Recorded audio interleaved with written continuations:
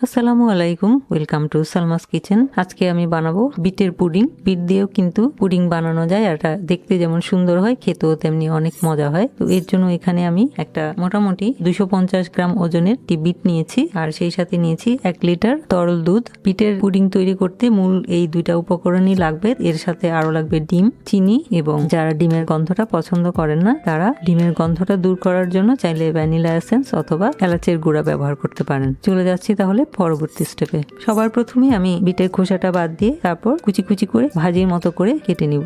বিটরুটের খোসা ছাড়িয়ে আলু ভাজির মতো কুচি করে নিলাম। এবারে চলে যাব চুলায় এগুলোকে সেদ্ধ করতে। চলে এলাম চুলায়, একটা কড়াইতে নিয়ে নিব কেটে নেওয়া বিটরুট।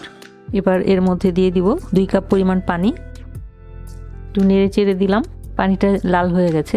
এবারে ঢাকনা দিয়ে বিটরুটটাকে মাঝারি আঁচে সেদ্ধ করে নিব 7 থেকে 8 মিনিট। ফিরে আসছি 7-8 মিনিট পর। ফিরে এলাম 8 মিনিট পর, ঢাকনা খুলছি, চেক করে দেখবো বিট সেদ্ধ হয়েছে কিনা। সেদ্ধ হয়ে গেছে।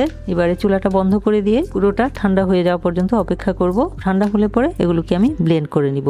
এরই মাঝে আমি পুডিং এর যে মোল্ডটা ব্যবহার করব সেটা রেডি করে নিব। তো এর জন্য একটা বড় সাইজের টিফিন বাটি নিলাম। এর মধ্যে প্রথমে চিনি ছিটিয়ে নিব। চুলাটা কিন্তু আমি এখনো অন করিনি, আগে চিনিটা পুরোটা বাটিতে বিছিয়ে নিব, তারপর আমি চুলাটা অন করব। তাহলে খুব সহজেই চিনিটা ক্যারামেল হয়ে যাবে। যেই মোলটাতে পুডিংটা বানাবো সেটার মধ্যেই ক্যারামেল করে নিচ্ছি, আলাদা করে আর ক্যারামেল করে নিচ্ছি না, এটার মধ্যেই করে নিচ্ছি। কারণ পুডিং এর অথেন্টিক যে রেসিপি সেটার মধ্যে কিন্তু এভাবেই ক্যারামেল করে নেওয়া হতো। চিনিটা মোটামুটি যতটা সম্ভব আমি পুরোটা বাটির মধ্যে ছড়িয়ে নিলাম। এবার চুলাটা অন করে দিব। চুলার আঁচটা লোতে রেখে এবার চিনিগুলো গলিয়ে নিব, গলিয়ে ক্যারামেল করে নিব। ক্যারামেলটা যখন এই পর্যায়ে আসবে সে পর্যায়ে কিছু বিটের কুচি দিয়ে দিব। বিটরুটের কুচি ক্যারামেলের উপরে ছড়িয়ে দিলাম। এবার চুলাটা বন্ধ করে দিয়ে মোলটাকে এক সাইডে রেখে দিয়ে চলে যাব দুধটা জাল করে নিতে। একটা হাঁড়ি নিলাম, হাঁড়ির মধ্যে একটা ছাঁকনি দিয়ে তারপর দুধটা ছেঁকে নিব, যাতে দুধের মধ্যে কোনো ময়লা থাকলে সেটা ছাঁকনিতে রয়ে যাবে। এবারে চুলাটা অন করে দিলাম। এখন নেড়ে চেড়ে তরল দুধটাকে জাল করে অর্ধেক করে নিবে, অর্থাৎ 1 লিটার দুধকে আধা লিটার করে নিব। ফিরে আসছি দুধটা আধা লিটার হয়ে যাওয়ার পর। 1 লিটার দুধকে জাল করে আমি আধা লিটার করে নিয়েছি। দুধটা অনেক ঘন হয়ে গেছে। এ পর্যায়ে যোগ করব 2 টেবিল চামচ পরিমাণ গুঁড়া দুধ, তাতে করে দুধের ঘনত্বটা আরেকটু বেড়ে যাবে। গুঁড়া দুধটা দিয়ে আর 2 মিনিটের মতো জাল করে নিব, তাহলেই আমার পুডিং এর জন্য দুধের ঘনত্বটা পারফেক্ট হয়ে যাবে। গুঁড়া দুধটা দিয়ে আমি আর 2 মিনিটের মতো দুধটা ফুটিয়ে নিলাম। আমার পুডিং এর জন্য দুধটা রেডি। এবার চুলাটা বন্ধ করে দিয়ে একটু পরপর নেড়ে চেড়ে দুধটাকে ঠান্ডা করে নিব। ফিরে আসছি দুধটা ঠান্ডা হয়ে যাওয়ার পর। এর মাঝে একটু পরপর নেড়ে দিতে হবে যাতে দুধের উপরে সর না পড়ে। এরই মাঝে আমার সেদ্ধ করা বিটরুটটা ঠান্ডা হয়ে গেছে। এবার এটাকে আমি একটা ব্লেন্ডারে জারে নিয়ে নিব। এবার কড়াইতে সেদ্ধ করা বিটের যেটুকু পানি অবশিষ্ট আছে সেটুকু ব্লেন্ডারে জারে নিয়ে নিব। এবারে একদম মিহি করে ব্লেন্ড করে নিব। ব্লেন্ড করে নিলাম একদম স্মুথ করে।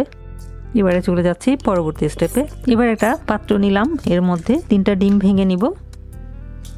3টা ডিম ভেঙে নিলাম। এবারে এর মধ্যে দিয়ে দিব 1/4 কাপ পরিমাণ চিনি। চিনিটা যার যার স্বাদ অনুযায়ী যোগ করে নিলেই হবে। আমি সাধারণত যখন আমি পুডিং বানাই মিষ্টি একদমই দেই না, ক্যারামেলের মিষ্টিতে যেটুকু হয় সেটুকুই। যেহেতু আমি রেসিপি দিচ্ছি তাই মিষ্টিটা যোগ করলাম, খুবই অল্প দিলাম। যারা মিডিয়াম মিষ্টি খান তারা আধা কাপ পরিমাণ চিনি দিবেন, তাহলে মিষ্টিটা একদম পারফেক্ট হবে। তো এবার আমি চিনি আর ডিমটাকে বিট করে নিব। চিনিটা বিট করে নিলাম। আমি মেশিন দিয়ে করেছি, আপনারা চাইলে কাঁটা চামচ দিয়েই কাজটা খুব সহজেই করা যায়, বিটার প্রয়োজন হয় না আসলে। আমি সামান্য একটু মিলিয়ে নিলাম। এবার এই ফেটে নেওয়া ডিমের সাথে যে দুধটা ঘন করে জাল করে রেখেছিলাম সেই দুধটা একটু ছেঁকে দিয়ে দিব।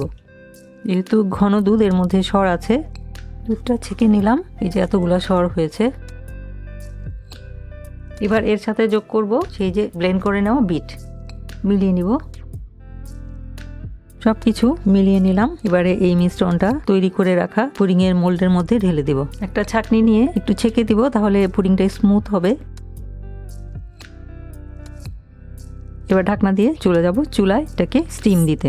এবার একটা কড়াইতে একটা স্ট্যান্ড উল্টা করে এর মধ্যে পুডিংটা বসিয়ে দিলাম এবং ঢাকনা দিয়ে দিলাম। এরপর সাইড থেকে দিয়ে দিব পানি।